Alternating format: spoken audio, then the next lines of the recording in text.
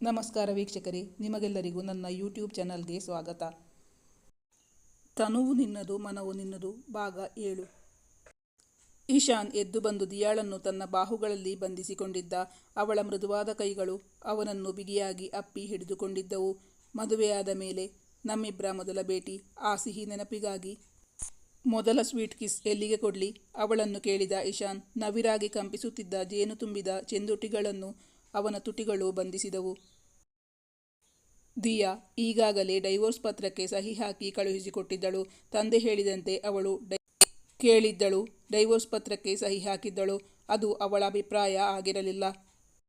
ಈಗ ತಾನು ತಪ್ಪು ಮಾಡಿದನ ಎನಿಸಿತವಳಿಗೆ. ಅವನ ಮುಂದೆ ಅದನ್ನು ಹೇಳಬೇಕೋ ಬೇಡವೋ ಅದೂ ಗೊತ್ತಾಗುತ್ತಿಲ್ಲ. ನನಗೆ ಇದುವರೆಗೂ ನಿನ್ನ ಅರ್ಥ ಮಾಡ್ಕೊಳ್ಳೋಕೆ ಸಮಯ ಸಿಕ್ಕಿರಲಿಲ್ಲ. ಮದುವೆ ಕಳೆದ್ಮೇಲೆ ಮೊದಲ ರಾತ್ರಿಯ ದಿನ ನಿನ್ನ ಜೊತೆ ಎಲ್ಲಾನು ಹಂಚಿಕೊಳ್ಬೇಕು ಅಂತ ಇದ್ದೆ. ಆದರೆ ಊಹಿಸಲು ಸಾಧ್ಯವಾಗದಂತಹ ಕಹಿ ಘಟನೆ ನಮ್ಮ ಮದುವೆ ದಿನ ನಡೆದು ಹೋಯಿತು. ನಿಂಗೆ ನನ್ನ ಮಾತಿನ ಮೇಲೆ ನಂಬಿಕೆ ಇದೆಯೋ ಇಲ್ವೋ ಗೊತ್ತಿಲ್ಲ. ಆದರೆ ನಾನು ಹೇಳ್ತಾ ಇರೋದು ಸತ್ಯ. ಸತ್ಯಕ್ಕೆ ಯಾವತ್ತೂ ಸಾವಿಲ್ಲ ಅಂತ ನಂಬ್ಕೊಂಡಿರೋನು ನಾನು. ಇವತ್ತು ಅಷ್ಟೇ. ನಿಂಗೆ ಯಾವುದೇ ಕಾರಣಕ್ಕೂ ನಮ್ಮ ಮೇಲೆ ಅಸಮಾಧಾನವಿದ್ದರೆ ಅದನ್ನು ಕೂತು ಮಾತಾಡಿ ಬಗೆಹರಿಸೋಣ ಅನ್ನೋದೇ ನನ್ನ ಈ ಭೇಟಿಯ ಉದ್ದೇಶ ಆಗಿತ್ತು. ಒಂದು ವೇಳೆ ನಿಂಗೆ ನಮ್ಮ ಮೇಲೆ ಅಸಮಾಧಾನವಿದ್ದರೆ ನಿಂಗೆ ಯಾವುದೇ ರೀತಿಯಲ್ಲೂ ತೊಂದರೆ ಕೊಡದೆ ಬೇರೆ ಬೇರೆ ಆಗೋಣ ಅನ್ನೋ ಉದ್ದೇಶದಿಂದಲೇ ನಾನು ಇಲ್ಲಿಗೆ ಬಂದಿದ್ದು. ಆದರೆ ನಿನ್ನ ನೋಡಿದ ಮೇಲೆ, ನೀನು ನನ್ನ ಸ್ವಾಗತಿಸಿದ ರೀತಿ ನೋಡಿದ ಮೇಲೆ, ನಿನ್ನ ಜೊತೆ ಇಷ್ಟು ಹೊತ್ತು ಮಾತಾಡಿದ ಮೇಲೆ ಐ ವಾಂಟ್ ಯು. ನನಗೆ ನೀನು ಬೇಕು, ಬೇಕೇ ಬೇಕು. ಯಾವುದೇ ಕಾರಣಕ್ಕೂ ನಿನ್ನ ಬಿಟ್ಟು ಕೊಡೋಕೆ ನನಗೆ ಮನಸ್ಸಾಗ್ತಾ ಇಲ್ಲ. ನನಗೆ ಈ ಕಷ್ಟಗಳನ್ನು ಎದುರಿಸಿ ನೆಮ್ಮದಿಯ ಬದುಕು ಬದುಕಬೇಕು ಅಂದರೆ ನಿನ್ನಂತಹ ಮುದ್ದಾದ ಧೈರ್ಯಶಾಲಿ ಬುದ್ಧಿವಂತ ಪತ್ನಿಯ ಅವಶ್ಯಕತೆ ಇದೆ. ನೀನು ಕೂಡ ನಮ್ಮಿಬ್ಬರ ಮದುವೆ ಬಗ್ಗೆ ಪಾಸಿಟಿವ್ ಥಿಂಕಿಂಗ್ ಮಾಡ್ತಾ ಇದೆಯಾ ಅನ್ನಿಸ್ತು. ಅದಕ್ಕಾಗಿ ಮೈ ಹಂಬಲ್ ರಿಕ್ವೆಸ್ಟ್, ಆದಷ್ಟು ಬೇಗ ನನ್ನ ಮನಸ್ಸು ತುಂಬಿರೋ. ಈ ದಿಯಾ ಅಂದರೆ ನೀನು ನಮ್ಮ ಮನೆಯನ್ನು ತುಂಬ್ತೀಯಾ, ನಮ್ಮ ಮನೆಗೆ ಬಂದಿರ್ತೀಯಾ, ನಮ್ಮ ಮನೆ ಬೆಳಕಾಗ್ತೀಯಾ? ಅವಳನ್ನು ಕಳಕಳಿಯಿಂದ ಬೇಡಿಕೊಳ್ಳುತ್ತಿದ್ದ ಈಶಾನ್. ನಮ್ಮದು ಹಿರಿಯರು ಡಿಸೈಡ್ ಮಾಡಿರೋ ಮದುವೆ. ಅವರನ್ನು ಒಂದು ಮಾತು ಕೇಳಬೇಕು. ನಾವು ಅವರ ಅನಿಸಿಕೆ ಅಭಿಪ್ರಾಯಕ್ಕೂ ಬೆಲೆ ಕೊಡಬೇಕು ಅಲ್ವಾ? ಯಾಕೆಂದರೆ ಅಂದು ನಮ್ಮ ಮದುವೆ ದಿನ ಅವರುಗಳಿಗೂ ಅವಮಾನ ಆಗಿದೆ. ಆ ದಿನವನ್ನು ನೆನಪಿಸಿಕೊಂಡು ವಿನಯದಿಂದಲೇ ಅವನ ಬಳಿ ಹೇಳಿದ್ದಳು ದಿಯಾ. ಅಂದು ಆದ ಮಾನಸಿಕ ಆಘಾತದಿಂದ ಅವರ ಕುಟುಂಬದವರು ಯಾರೂ ಇನ್ನೂ ಹೊರಬಂದಿರಲಿಲ್ಲವಲ್ಲ? ಎಸ್, ನೀನು ಹೇಳ್ತಾ ಇರೋದು ಸರಿ. ಇವತ್ತು ಕೂಡ ನಿಮ್ಮನ್ನು ಹೇಗೆ ಎದುರಿಸಬೇಕು ಅಂತ ಆತಂಕದಿಂದಲೇ ಬಂದೆ. ಬಹುಶಃ ನಮ್ಮ ಹಿರಿಯರು ಇಲ್ಲಿ ಇದ್ದಿದ್ರೆ ನಮಗಿಂತಹ ಏಕಾಂತ ಭೇಟಿ ಆಗಿ ಇಷ್ಟು ಓಪನ್ ಆಗಿ ನಮ್ಮ ಭಾವನೆಗಳನ್ನು ಹಂಚಿಕೊಳ್ಳೋಕೆ ಸಾಧ್ಯವಾಗ್ತಿತ್ತೋ ಇಲ್ವೋ ಗೊತ್ತಿಲ್ಲ. ನಿಮ್ಮಿಂದ ನಾನು ಕಲಿಯುವುದು ತುಂಬ ಇದೆ. ನಿನ್ನ ತಾಳ್ಮೆ, ಸಹನೆ, ಬುದ್ಧಿವಂತಿಕೆ ಮಾತ್ರವಲ್ಲ, ಹೊಂದಿಕೊಂಡು ಹೋಗುವಂತಹ ಗುಣ ಎಲ್ಲವೂ ನನಗೆ ತುಂಬ ಇಷ್ಟ ಆಯಿತು. I like you Diya, I love you so much ಎಂದು ಹೇಳಿದ ಈಶಾನ್ ಅತ್ತಿತ್ತ ನೋಡಿದ. ರೂಮ್ ಬಾಗಿಲು ಹಾಕಿತ್ತು. ಅವಳಾಗಲೇ ಮ್ಯಾನೇಜರ್ಗೆ ತಮ್ಮ ಇಬ್ಬರನ್ನು ಡಿಸ್ಟರ್ಬ್ ಮಾಡಬಾರದೆಂದು ಹೇಳಿದ್ದರಿಂದ ಯಾವುದೇ ಕರೆಗಳು ಕೂಡ ಬಂದಿರಲಿಲ್ಲ. ಇಲ್ಲಿಗೆ ಯಾರೂ ಬರಲ್ಲ ಎಂದವಳು ಹೇಳಿದಾಗ ಅವಳ ಎದುರುಗಡೆ ಕುಳಿತು ಮಾತಾಡುತ್ತಿದ್ದ ಈಶಾನ್ ಎದ್ದು ಬಂದು ಅವಳ ಮುದ್ದಾದ ಮೃದುವಾದ ದೇಹವನ್ನು ತನ್ನ ಬಾಹುಗಳಲ್ಲಿ ಬಂಧಿಸಿಕೊಂಡಿದ್ದ. ಒಮ್ಮೆಲೆ ಅವಳ ಎದೆಬಡಿತ ಏರುಪೇರಾಗಿತ್ತು. ಮದುವೆಯಾದ 1 ತಿಂಗಳ ಬಳಿಕ ಇಬ್ಬರು ಮೊದಲ ಬಾರಿಗೆ ಇಷ್ಟು ಹತ್ತಿರ, ಇಷ್ಟು ಸನಿಹದಲ್ಲಿ, ಒಬ್ಬರ ಅಪ್ಪುಗೆಯಲ್ಲಿ ಇನ್ನೊಬ್ಬರು. ಅವಳ ಮೃದುವಾದ ಕೈಗಳು ಅವನನ್ನು ಬಿಗಿಯಾಗಿ ಅಪ್ಪಿ ಹಿಡಿದುಕೊಂಡಿದ್ದವು. ಇದರಿಂದ ಉತ್ತೇಜನಗೊಂಡಂತಾದ ಈಶಾನ್ ಅವಳ ನೆತ್ತಿಯ ಮೇಲೆ ತನ್ನ ಗದ್ದವನ್ನು ಊರಿದ. ಅವರ ಮನೆಯಲ್ಲಿ ಎಷ್ಟು ಶ್ರೀಮಂತಿಕೆ ಇದ್ದರೂ ಈ ಮನಸ್ಸಂತೋಷ, ಮನತೃಪ್ತಿ ಸಿಕ್ಕಿರಲಿಲ್ಲ. ಅಂತಹ ನೆಮ್ಮದಿ ಇಂದು ಅವನಿಗೆ ಸಿಕ್ಕಂತಾಗಿತ್ತು. ಈಶಾನ್ ಇಂದು ಯಾವುದೋ ಸುಖದ ಸ್ವಪ್ನಲೋಕದಲ್ಲಿ ವಿಹರಿಸುವಂತಿದ್ದರೆ ದಿಯಾ ಇಂದು ತನಗೆ ಒದಗಿದ ಸುಸಂದರ್ಭವನ್ನು ಸದುಪಯೋಗಪಡಿಸಿಕೊಳ್ಳುತ್ತಿದ್ದಳು. ಅವನ ಪ್ರೀತಿಯಲ್ಲಿ, ಅವನ ಬಿಸಿ ಅಪ್ಪುಗೆಯಲ್ಲಿ ಹಿತವಾಗಿ ನರಳುತ್ತಾ ತನ್ನ ಭವಿಷ್ಯದ ಬಗ್ಗೆ ಕನಸು ಕಾಣುತ್ತಿದ್ದಳು ದಿಯಾ. ಇಬ್ಬರಿಗೂ ಅಪ್ಪುಗೆಯಿಂದ ದೂರ ಹೋಗುವ ಮನಸ್ಸಿಲ್ಲ. ಅವಳು ತನ್ನನ್ನು ಅಪ್ಪಿಕೊಂಡಾಗ ಅವನ ಅಪ್ಪುಗೆ ಮತ್ತು ಬಿಗಿಯಾಗತೊಡಗಿತು. ಇಬ್ಬರು ಪರಸ್ಪರ ಸ್ಪರ್ಶ ಸುಖವನ್ನು ಅನುಭವಿಸುತ್ತಿದ್ದರು. ಅವನ ಬಲಿಷ್ಠ ಬಾಹುಗಳಲ್ಲಿ ಬಂದಿಯಾಗಿದ್ದ ಅವಳ ದೇಹ ನವಿರಾಗಿ ಕಂಪಿಸುತ್ತಿತ್ತು.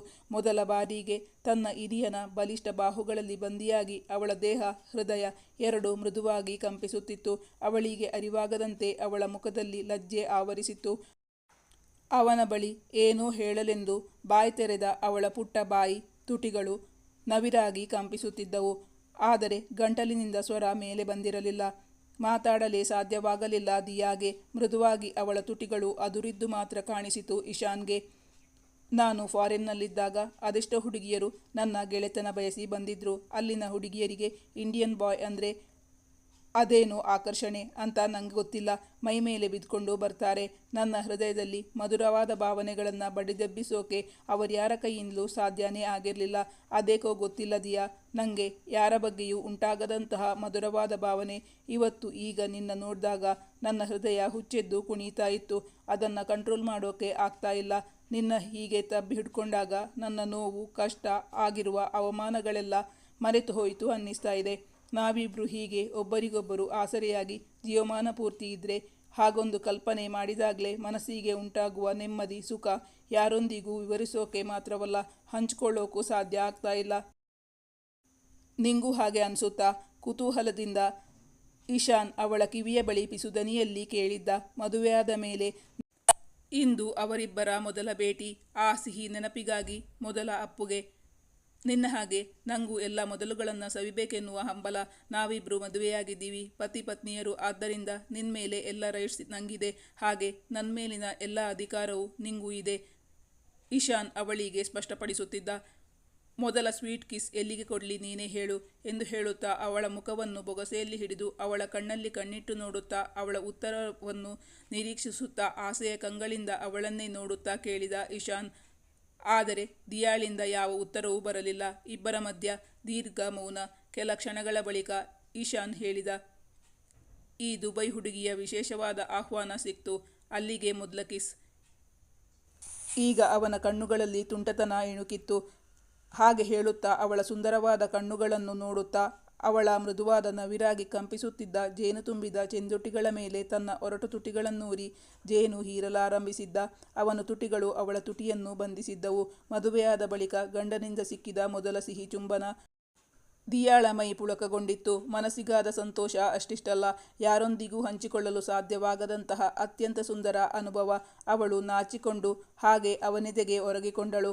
ಆಗಲೇ ದಿಶಾ ಹೇಳಿದ ಮಾತುಗಳು ಒಂದೊಂದಾಗಿ ಅವಳ ನೆನಪಿಗೆ ಬಂದಿದ್ದವು. ದಿಯಾ ಹಾಗೆ ಅವನೆದೆಗೊರಗಿಕೊಂಡು ದಿಶಾ ಹೇಳಿದ ಮಾತುಗಳನ್ನು ನೆನಪಿಸಿಕೊಂಡಳು.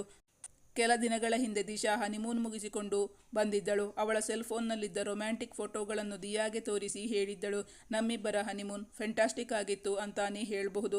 ಆದರೆ ನನಗೆ ಏನನ್ಸುತ್ತೆ ಗೊತ್ತಾ, ನಾವು ಮದುವೆಗೆ ಮೊದಲೇ ಸಾಕಷ್ಟು ಕಡೆ ಇಬ್ಬರು ಒಟ್ಟಿಗೆ ಓಡಾಡಿದ್ವಿ, ಊರೂರು ಸುತ್ತಾಡಿದ್ವಿ. ಮದುವೆಗೆ ಮೊದಲೇ ಎಲ್ಲ ಮುಗಿಸ್ಕೊಂಡು ಬಿಟ್ಟಿರೋದ್ರಿಂದ ಆ ನವಿರಾದ ಭಾವನೆ ಇರಲಿಲ್ಲ. ಅದೇನೋ ಹೊಸತನ ಇದ್ದಂಗೆ ನನಗೆ ಅನ್ನಿಸಿರಲಿಲ್ಲ. ಇದುವರೆಗೂ ಒಮ್ಮೆಯೂ ಟೇಸ್ಟ್ ಮಾಡದೇ ಇರೋ ಹೊಸ ಡಿಶನ್ನು ನಮ್ಮ ಎದುರಿಗೆ ಇಟ್ಟು ತಿನ್ನೋಕೆ ಹೇಳಿದಾಗ ಹೇಗಿರುತ್ತೆ ಗೊತ್ತಲ್ಲ, ಆ ಕ್ಯೂರಿಯಾಸಿಟಿ ಹೇಗಿರುತ್ತೆ ಅಂತ ರುಚಿ ನೋಡೋ ಕುತೂಹಲ ಕ್ಷಣ ಕ್ಷಣಕ್ಕೂ ಜಾಸ್ತಿ ಆಗ್ತಾನೇ ಇರುತ್ತೆ.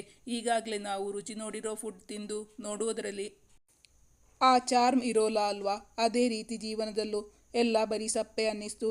ಗಂಡು ಹೆಣ್ಣಿನ ನಡುವೆ ತೀರಾ ಸನಿಹ ಸಾಂಗತ್ಯ ಹೆಚ್ಚಾದಂತೆಲ್ಲ ಎಕ್ಸೈಟ್ಮೆಂಟ್, ತುಂಬ ಮಜಾ ಇರೋಲ್ಲ ಅನ್ನಿಸ್ತು. ನಮ್ಮಿಬ್ಬರ ಲೈಫ್ನಲ್ಲಿ ಏನೋ ಒಂದು ಕೊರತೆ ಇದೆ ಅನ್ನಿಸ್ತು. ಆದರೆ ನೀನು ಇದುವರೆಗೂ ನಿಂಗೆ ಒಬ್ಬನೇ ಒಬ್ಬ ಬಾಯ್ ಫ್ರೆಂಡ್ ಇರಲಿಲ್ವಲ್ಲ. ನಿನ್ನ ಲೈಫ್ನಲ್ಲಿ ಹಾಗಾಗಲ್ಲ. ನಿಂಗೆಲ್ಲಾನು ಹೊಸತು, ಎಲ್ಲಾನು ಮೊದಲುಗಳೇ.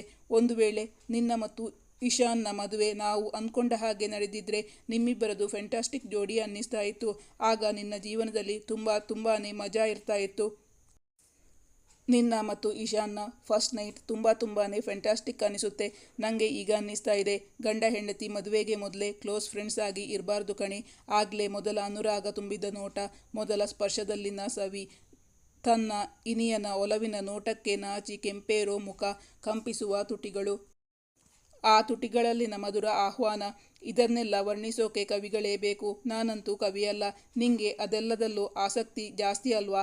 ನಾನು ಮದುವೆ ಮೊದಲೇ 3-4 ಹುಡುಗರ ಜೊತೆ ಓಡಾಡಿ ಎಲ್ಲಾನು ಪಡ್ಕೊಂಡಿದ್ದೀನಿ, ಗಳಿಸಿದ್ದೀನಿ ಅಂತ ಅಂದ್ಕೊಂಡಿದ್ದೆ. ಆದರೆ ಈಗ ನಂಗನ್ನಿಸುತ್ತೆ, ನಾನು ಜೀವನದಲ್ಲಿ ಪಡ್ಕೊಂಡಿದ್ದೆಷ್ಟು, ಗಳಿಸಿದ್ದೆಷ್ಟು, ಉಳಿಸಿದ್ದೆಷ್ಟು, ಕಳ್ಕೊಂಡಿದ್ದೆಷ್ಟು.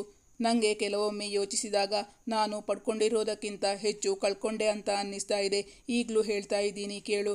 ನಿನ್ನ ಐಡಿಯಾ ಚೆನ್ನಾಗಿದೆ, ಆದರೆ ಆಯ್ಕೆ ಮಾಡಿಕೊಂಡಿರುವ ವ್ಯಕ್ತಿ ಮಾತ್ರ ತಪ್ಪಾಗ್ಬಿಟ್ಟಿದ್ದಾನೆ. ಆದಷ್ಟು ಬೇಗ ಅವನಿಗೆ ಡೈವೋರ್ಸ್ ಕೊಟ್ಟು ಇನ್ನೊಬ್ಬ ನಿಂಗೆ ಯೋಗ್ಯ ಅನ್ನಿಸುವ ಒಳ್ಳೆ ಹುಡುಗನ ಜೊತೆ ಮದುವೆ ಆಗ್ಬಿಡು. ನಿಂಗೆ ಏನಾಗಿದೆ? ಇಶಾನ್ ಕೈಯಲ್ಲಿ ತಾಳಿ ಕಟ್ಟಿಸಿಕೊಂಡಿರೋದು ಬಿಟ್ರೆ ನೀನು ಈಗಲೂ ಮದುವೆಗೆ ಯೋಗ್ಯವಾದ ಅತ್ಯಂತ ಸುಂದರವಾದ ಕನ್ಯೆ ಅಲ್ವಾ? ನಿನ್ನ ಜೀವನವನ್ನು ನೀನು ಎಂಜಾಯ್ ಮಾಡೋಕೆ ಕಲಿಬೇಕು. ನಿನ್ನ ಜೀವನದಲ್ಲಿ ಆಗಿರೋ ಕಹಿ ಘಟನೆಗಳನ್ನು ಮರೆತು ಆದಷ್ಟು ಬೇಗ ಮದುವೆ ಆಗ್ಬಿಡು. ಆಗ ಜೀವನದಲ್ಲಿ ಎಲ್ಲ ಸುಖ ಸಂತೋಷ ನೆಮ್ಮದಿನೂ ನಿನ್ನ ಪಾಲಿನದಾಗುತ್ತೆ ಎಂದು ಸುದೀರ್ಘ ಭಾಷಣವನ್ನೇ ಬಿಗಿದಿದ್ದಳು ದಿಶಾ. ತಮ್ಮ ಮದುವೆಯ ಹನಿಮೂನ್ ರೊಮ್ಯಾಂಟಿಕ್ ಫೋಟೋಗಳನ್ನು ತಾಯಿ ಮತ್ತು ದಿಯಾ ಮುಂದೆ ತೋರಿಸುತ್ತಾ ಇಷ್ಟೆಲ್ಲ ವಿವರಣೆಗಳನ್ನು ಕೊಟ್ಟಿದ್ದಳು ದಿಶಾ. ಅದೇಕೋ ಇಶಾನ್ಗೆ ಡೈವೋರ್ಸ್ ಕೊಡು ಎಂದು ಅವಳು ಹೇಳಿದ್ದು ದಿಯಾಗೆ ಸಮಾಧಾನವಾಗಿರಲಿಲ್ಲ. ಎಂದೂ ಕೋಪಗೊಳ್ಳದವಳು ಅಂದವಳ ಮಾತುಗಳನ್ನು ಕೇಳಿ ಸ್ವಲ್ಪ ಅಸಮಾಧಾನದಿಂದಲೇ ಶಟಪ್, ನೀನು ಪ್ರೀತಿಸಿದ ಇಷ್ಟಪಟ್ಟ ಗಂಡಿನ ಜೊತೆಗೆ ನಿನ್ನ ಮದುವೆ ಆಗಿದೆ. ನನ್ನ ಬಗ್ಗೆ ಏನೇನೋ ಮಾತಾಡಬೇಡ. ನಿಂಗೆ ನೀನು ಬಯಸಿದ್ದೆಲ್ಲ ಸಿಕ್ಕಿದೆ. ಆರಾಮವಾಗಿರು. ನನ್ನ ವಿಚಾರವನ್ನು ಯೋಚಿಸೋಕೆ, ನನ್ನ ಬಗ್ಗೆ ಒಳ್ಳೆಯ ಡಿಸಿಷನ್ ತಗೊಳ್ಳೋಕೆ ನಮ್ಮ ಮನೆಯ ಹಿರಿಯರು ಇದ್ದಾರೆ. ಅದಕ್ಕೆ ನಿನ್ನ ಅವಶ್ಯಕತೆ ಇಲ್ಲ. ಅದರ ಬದಲಾಗಿ ನನ್ನ ಬಗ್ಗೆ ಏನು ಹೇಳೋಕೆ ಬರಬೇಡ. ಹಾಂ, ಇನ್ನೊಂದು ವಿಚಾರ. ಇಲ್ಲಿ ಆದರೆ ನೀನು ನಿಂಗೆ ಹೇಗೆ ಬೇಕೋ ಹಾಗೆ ಆರಾಮವಾಗಿದ್ದೆ. ನಿನ್ನ ಕಳಚಿ ಬಿಸಾಡಿದ ಡ್ರೆಸ್ ಎತ್ತಿಡೋಕೆ, ಒಗ್ದು ಒಣಗಿರೋ ಬಟ್ಟೆಗಳನ್ನು ಮಡಚಿಡೋಕೆ. ಇಲ್ಲಿ ನಾನು ಅಮ್ಮ ಇದ್ವಿ. ಆದರೆ ಅಲ್ಲಿ ಹಾಗಲ್ಲ. ಅತ್ತೆ ಮನೆಯಲ್ಲಿ ಹಿರಿಯರನ್ನು ಅನುಸರಿಸಿಕೊಂಡು ಹೋಗೋದನ್ನು, ತಗ್ಗಿ ಬಗ್ಗಿ ನಡೆಯೋದನ್ನು ಕಲಿತ್ಕೋ. ಜೀವನ ನೀನು ಅಂದ್ಕೊಂಡಿರೋ ಹಾಗೆ ಅಲ್ಲ. ಎಲ್ಲ ನಿನ್ನ ಮೂಗಿನ ನೇರಕ್ಕೆ ಆಗಬೇಕು ಅಂದರೆ ಆಗಲ್ಲ. ನಿಹಾಲ್ ಜೊತೆ ಜಗಳ ಮುನಿಸು ಯಾವಾಗಲೂ ಒಮ್ಮೆ ಇದ್ದರೆ ಸರಿ. ಊಟಕ್ಕೆ ಉಪ್ಪಿನಕಾಯಿ ಇದ್ದ ಹಾಗೆ ಇರಬೇಕು. 3 ಹೊತ್ತು ಜಗಳ ಆಡಿದರೆ ಚೆನ್ನಾಗಿರಲ್ಲ. ಹಿರಿಯಳಂತೆ ಬುದ್ಧಿಮಾತು ಹೇಳಿದ್ದಳು ದಿಶಾಗೆ. ಇಬ್ಬರು ಒಂದೇ ದಿನ ಜನಿಸಿದವರು. ಆದರೂ ಅವರಿಬ್ಬರ ಮಧ್ಯೆ ತುಂಬ ವ್ಯತ್ಯಾಸವಿತ್ತು. ನಾನು ನನಗೆ ಹೇಗೆ ಬೇಕೋ ಹಾಗೆ ಇರೋದು. ಬೇಕಾದರೆ ನಿಹಾಲ್ ನನ್ನ ಜೊತೆ ಅಡ್ಜಸ್ಟ್ ಮಾಡಿ ಬದುಕೋದನ್ನು ಕಲ್ತ್ಕೊಳ್ಳಿ, ಹಠದಿಂದಲೇ ಹೇಳಿದಳು ದಿಶಾ. ಅವಳ ಬಳಿ ಹೇಳಿ ಪ್ರಯೋಜನವಿಲ್ಲವೆಂದು ಅರಿತ ದಿಯಾ ಮಾತು ಬದಲಾಯಿಸಲು ಬೇರೆ ವಿಷಯವನ್ನು ಪ್ರಸ್ತಾಪಿಸಿದಳು.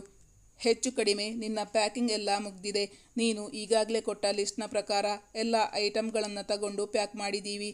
ಅದೂ ಅಲ್ಲದೆ ಕೆಲವು ಸಂಪ್ರದಾಯ ಪ್ರಕಾರ ಏನೇನು ಕೊಡಬೇಕೋ ಅದನ್ನೆಲ್ಲ ಅಮ್ಮ ನಿಂಗೋಸ್ಕರ ಶೇಖರಿಸಿ ಪ್ಯಾಕ್ ಮಾಡಿ ಇಟ್ಟಿದ್ದಾರೆ. ಇನ್ನು ನಿಂಗೆ ಏನಾದರೂ ಬೇಕೋ ನೋಡು.